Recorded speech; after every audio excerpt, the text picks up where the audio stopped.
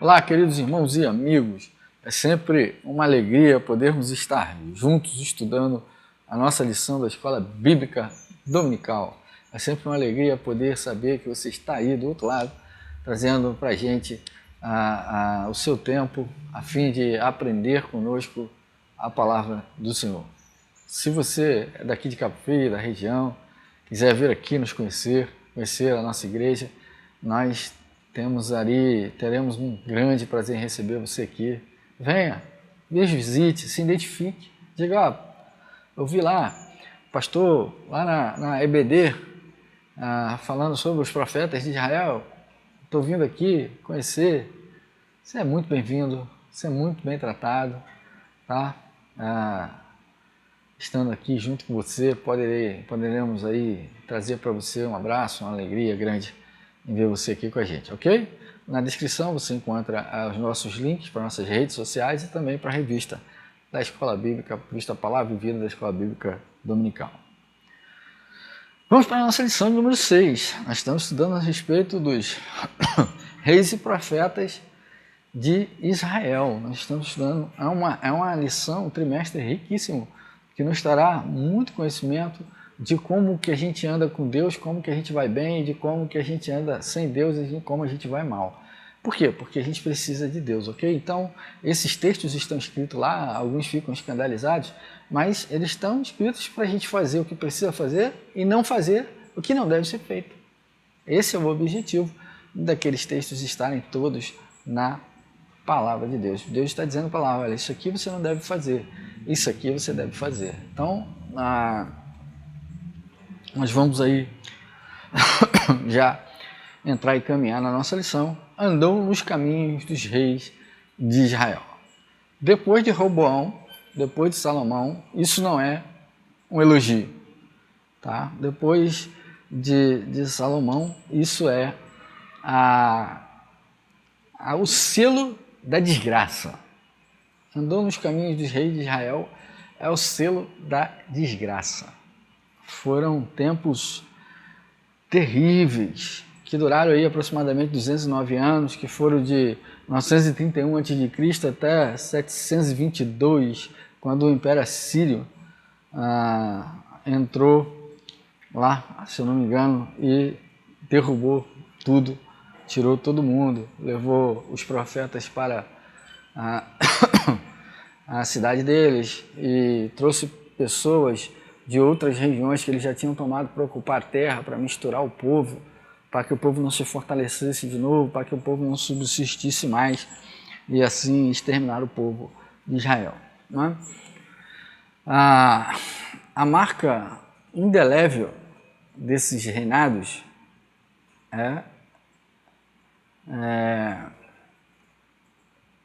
que desde que Jeroboão assumiu, nenhum dos seus sucessores obedeceram ao Senhor. Imagine aí muitos anos de reinado, quase dois séculos de reinado, mais de 2 séculos de reinado, nenhum desses reis andou com o Senhor, nenhum desses reis obedeceram a Deus. E quando o Reino do Sul via isso, também foi contaminado por essa apostasia. O que é apostasia? Apostasia, irmãos, é abandonar a fé. Apostasia é isso, abandonar a fé, descrer. Tá? Romper um vínculo com a sua fé, com Deus, com a sua relação com Deus, isso é apostasia. Então essa apostasia, ela entrou no Reino do Sul, no Reino de Judá, lembra que com Roboão foi dividido? Roboão, o rei do Sul,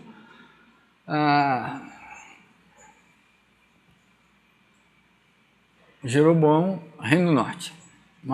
Dividiu.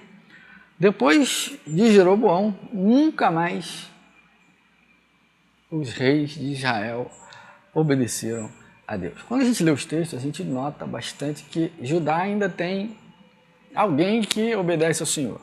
Mas, quando a gente vai para o Reino do Norte, só desgraça. Só desgraça. Nessa lição, nós vamos aprender que nem sempre prosperidade material significa a bênção de Deus. Nem sempre. né? A gente tem que aprender que também, quando a apostasia ela rebaixa o valor dos indivíduos, né? Ela macula aquilo que Deus pôs em nós, aquilo que Deus nos trouxe e nos tornou parecido consigo.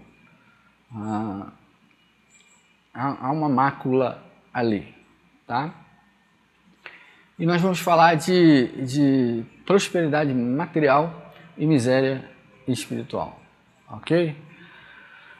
O Reino do Norte nunca se estabeleceu de verdade. Sempre invadido, sempre em guerra, sempre levado, sempre oprimido. Nunca teve um reino estável. Jeroboão e seus descendentes nunca tiveram um rei.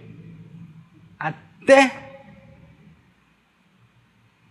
que teve uma certa estabilidade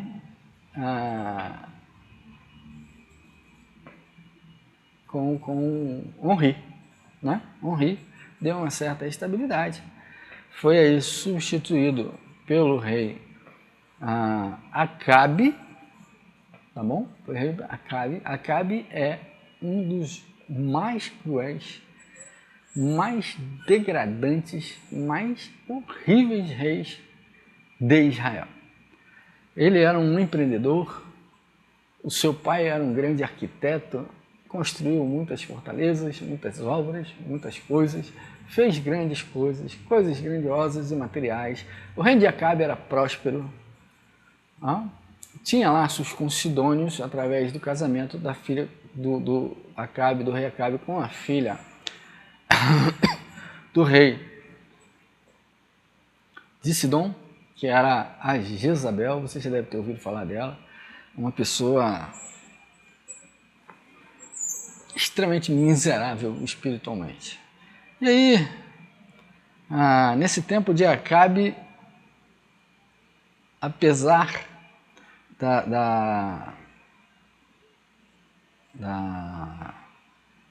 sua prosperidade material, né?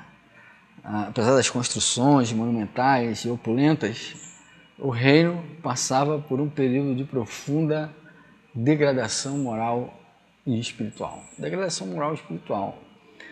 Eram feitas orgias, adoração, orgias com pessoas, orgias com animais, eram sacrificadas crianças, tudo em nome do Deus Baal, Era uma prostituição cultica, era uma coisa, uma promiscuidade, era uma coisa nojenta, queridos, nojenta. Lembra que nós falamos de relativizar o pecado? Estamos nesse tempo com pessoas querendo relativizar o pecado. O pecado tem um valor absoluto e é muito danoso e não pode ser absorvido por nós. Não pode, ok? Não pode ser relativizado. Ele é cruel. E nós estamos vivendo coisas semelhantes a esse tipo de procedimento de degradação moral e espiritual da sociedade. Estamos vivendo esse tempo, queridos. Estamos vivendo, infelizmente, sobre uma resina, sobre uma escultura, uma imagem de liberalismo, de amadurecimento, de evolução. O pecado ele tem se enraizado no seio da sociedade e tem destruído famílias, destruído pessoas, destruído tudo. Tá bom? A gente precisa ficar atento a isso. O pecado ele não é bonzinho, ele não é levinho, ele é pesado, ele leva à destruição.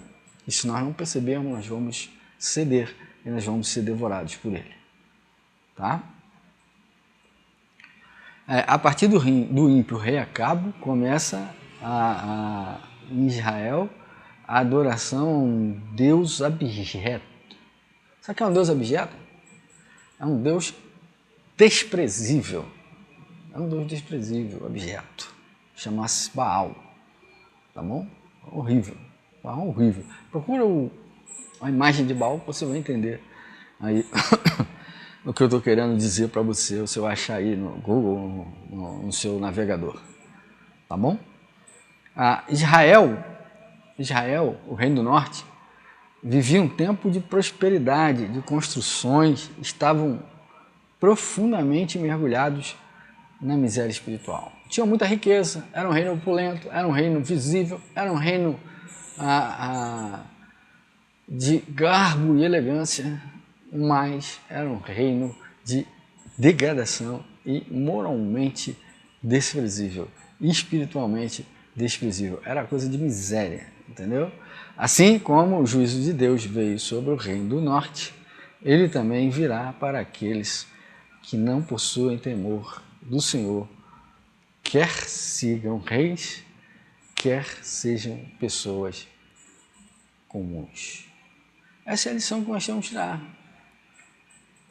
Se nós não nos policiarmos, sejam líderes, sejam reis, se nós embarcarmos nessa, sejamos quem for, se embarcarmos para longe de Deus, não conseguiremos subsistir. Seremos devorados pelo nosso pecado, destruídos pelo nosso pecado. Porque o juízo de Deus, permanece sobre nós. A ira de Deus, Paulo fala que a ira de Deus permanece sobre nós. Então, não importa se somos reis, se somos empresários poderosos, políticos, milionários e tenhamos uma próspera vida material, sem Deus, nós estamos em miséria espiritual. E há muita gente no nosso tempo em miséria espiritual, se enganando, confiando no seu dinheiro, no seu poder, e não encontrará assim a salvação, caso não abdique desse mal, caso não se arrependa e não se achegue ao Senhor Jesus. A gente precisa entender isso. O juízo de Deus, ele vem sobre todo mundo, todo mundo. O reino de Acabe foi um reino de degradação total. Por quê? Nos resultados do pecado na vida de uma pessoa ou de um povo é a degradação moral. A gente já viu isso aqui, não é? O homem sem Deus vira um simples animal com instintos bestiais. Sem Deus, sem o Espírito Santo de Deus, nós viramos animais instintivos, quase que irracionais, né? Não vou dizer racionais porque a gente tem a definição de racional do dicionário, mas a gente vai dar mais vazão ao lado instintivo, lado bestial, lado violento, lado sujo, lado promíscuo, lado perverso, né? A adoração ao deus Baal, ela era uma entidade de origem sidônia, né? Que ele trouxe isso lá de Sidom, lá, da Jezabel, né? Os deuses da Jezabel. Havia orgia de todo tipo, né? Até mesmo com os animais, rituais de transe, em que uns cortavam os outros, uma coisa triste e deplorável. E terminavam como? Às vezes terminavam com sacrifício de crianças, coisa que a lei de Deus abomina. Né? A adoração de Baal, ela foi colocada em xeque, né? Foi colocada em xeque lá quando Elias desafia os profetas de Baal no Monte Carmelo. Elias, ele desafia os deuses, os profetas de Baal, não consegue realizar as coisas que Elias consegue, e aí Elias simplesmente elimina todos os profetas de Baal, né? Todos que estavam na sua frente, ele elimina 400, se eu não me engano, foram eliminados ali por Elias no Monte Carmelo. A adoração a Baal, ela foi colocada em xeque, ok? Elias, o profeta, Elias e os profetas de Baal, eles foi totalmente extinta com o reinado de Jeú. Mais tarde, a idolatria a Baal ela tem um fim lá em Jeú.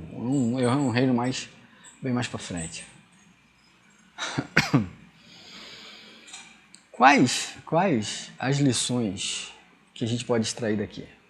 Primeiro, que temos que passar para as próximas gerações, escute isso, querido, que temos que passar para as próximas gerações a necessidade do temor a Deus. Lembra de Davi lá?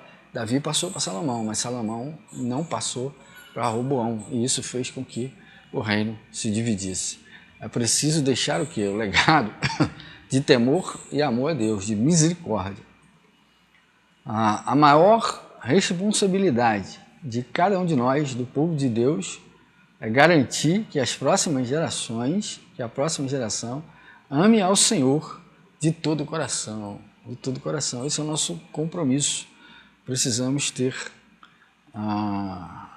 esse compromisso. Né?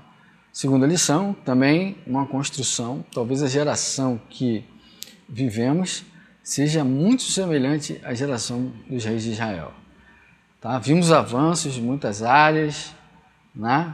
Conhecimento, sentimento de qualidade, uma vida melhor, mas também presenciamos aberrações primitivas, como as que faziam parte do ritual do culto lá do deus Baal. Né? Todo tipo de lixo, você está submetindo a todo tipo de lixo. O lixo mais fácil de você encontrar hoje na rede social é a pornografia. A pornografia é uma coisa horrorosa, é horrível. É degradante para o indivíduo, é triste, né? É uma coisa, dependendo do nível ainda da pornografia, é bestial, é horrível. Toda ela é ruim, mas tem umas que são de vomitar, né? De vomitar, dá vontade de vomitar. Horríveis. E a gente não pode estar vendo isso, a gente não pode estar tendo acesso a isso, a gente não pode encher a nossa mente, nosso coração, o nosso espírito desse tipo de degradação, de porcaria, isso humilha, isso despreza, horrível, é desprezante. A gente tem que tomar cuidado com isso, né? Cuidado com isso. Hoje, o homem faz de si mesmo um Deus, porém, ao invés de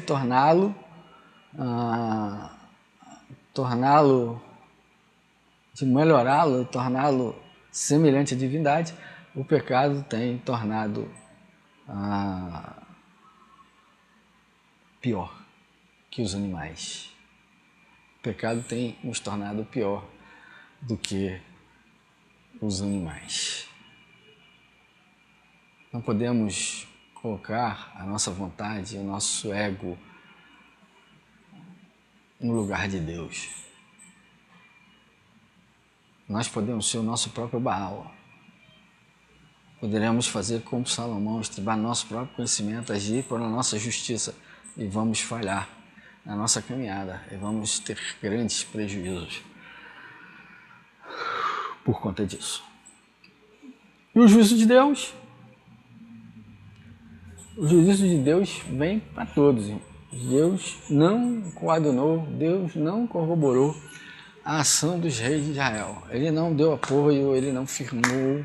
Vimos aqui que o reinado de Jeroboão nunca foi firmado, nunca se estabeleceu. Por quê? Porque Deus não convive, não anda, não coaduna com o pecado. Não vai, não adianta, ok? Não tem Deus e o pecado. Ou é Deus ou é o pecado. A partir disso, né, dessas coisas horrorosas, a terra foi tomada pelos sincretismo religioso, depois que trouxeram Baal, misturaram tudo, né? Aquela coisa que a gente conhece bem no Brasil, aquela mistura de religião, o cara vai para uma religião e leva tudo que ele tinha para outra, e aí fica aquela misturada danada, né? Que ele não sabe diferenciar o que é certo, o que é errado, para onde vai, para onde vem, é uma coisa triste, né? Mistura tudo ali. O juízo de Deus, ele sempre vem antecipado por sua misericórdia. Deus, antes de tomar uma atitude drástica, antes de punir o povo, antes de pesar a mão sobre o povo, Deus avisava, mandava os profetas dizer: arrependei, se arrependam, voltem para o Senhor teu Deus, que te ama, que é o guarda de Israel, volta para Ele. né? Deus sempre trazia misericórdia, sempre trazia o perdão, mas aquele povo rebelde, povo obstinado, povo triste, negava a misericórdia de Deus e por fim a justiça chega, né? O Senhor sempre enviou profetas, né? Sempre enviou, mas a justiça chega para todos. É preciso entender isso, tá, irmão? A justiça chega para todos. Todos estão à busca, à procura de milagres e maravilhas, mas não mudam seus corações obstinados. Todo mundo quer. Todo mundo quer.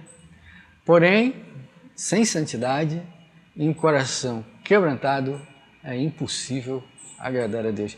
Não vai agradar.